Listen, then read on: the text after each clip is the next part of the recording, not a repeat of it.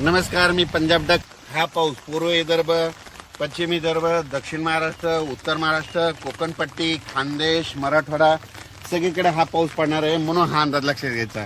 शिर्डी, श्रीरामपूर, नेवासा, त्याच्यानंतर संगमनेर त्या तालुक्यातल्या शेतकऱ्याला सांगू इच्छितो की तुमच्या भागामध्ये देखील म्हणजे आज 8 ऑगस्ट 9, 10, 11 तारखेपर्यंत चांगला पाऊस पडणार आहे, म्हणून हे अंदाज लक्षात घ्यायचा।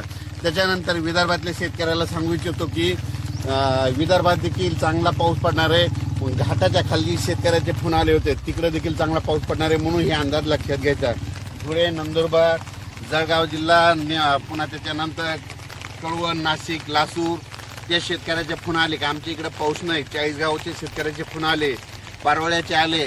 तुमच्या तिकडे आज बघा, आज दुपारनंतर तुमच्या धुळे जिल्ह्यात, जळगाव जिल्ह्यात, नंदुरबार जिल्ह्यात तिकडे देखील पाऊस पडणार आहे, म्हणून हा अंदाज लक्षात घ्यायचा। त्यानंतर पश्चिम महाराष्ट्रात देखील आज म्हणजे चांगला जोराचा पाऊस सुरू होणार आहे, म्हणून पश्चिम महाराष्ट्रातल्या शेतकऱ्यांनी हा अंदाज लक्षात घ्यायचा।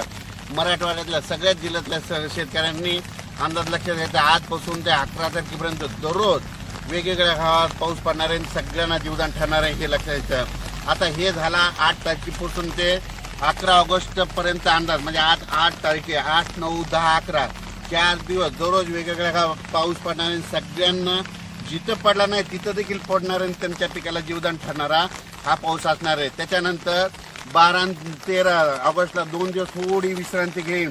त्याच्यानंतर राज्यात 14 ऑगस्ट ते 18 ऑगस्ट परत जोरदार मुसळधार पाऊस पडणार आहे। ठिकठिकाणी मुसळधार पाऊस होईल, म्हणून विजेच्या कडकडासह होणार आहे। त्याच्यामुळे काय करा, 14 ते 18 ऑगस्टच्या दरम्यान तुमच्या शेताच्या जिथं तळी असेल तर तुम्ही मोटर टाकले असेल, पाईप असेल ते काढून घ्या, कारण की त्याच्यानंतर त्या पावसामध्ये बऱ्याच धरणाचं जायकवाडीचं परत पाणी सुटणार आहे। त्याच्यामुळे तुमच्या मोटर वाहून जातील, पाईप वाहून जातील, त्याच्यामुळं हे अंदाज लक्षात घ्यायचा। त्याच्यानंतर हे 14 ते 18 सर्व शेतकऱ्याला सांगू इच्छितो, मी म्हटलं होतं ना ऑगस्टपेक्षा सप्टेंबरमध्ये जास्त पाऊस पडणार आहे। म्हणजे ऑगस्टमध्ये मी म्हटलं होतं ना 14 ते 18च्या दरम्यान जवळपास 40-1,000 गावाला पाऊस पडणार, म्हणजे महाराष्ट्रामध्ये 42,000 गाव आहेत, तर 30-32,000 गावाला चांगला जोराचा पाऊस पडणार आहे, म्हणून हे लक्षात घ्यायचं। त्याच्यानंतर आता हे 14 ते 18चा एकदा पाऊस येणार आहे। त्याच्यानंतर 25, 26, 27, 28, 29 ऑगस्ट दरम्यान एक चांगला मोठा पाऊस येणार आहे। त्याच्यात देखील 30-35,000 गावाला पाऊस पडणार आहे, म्हणून हे देखील ऑगस्टच्या शेवटच्या आठवड्याचा अंदाज लक्षात घ्या। पुन्हा सप्टेंबर महिन्यामध्ये परत दुसऱ्या आठवड्यात, म्हणजे सप्टेंबरच्या दुसऱ्या आठवड्यात पुन्हा जोरदार पाऊस पडणार आहे, म्हणून हे देखील सप्टेंबरमधला अंदाज लक्षात घ्यायचा।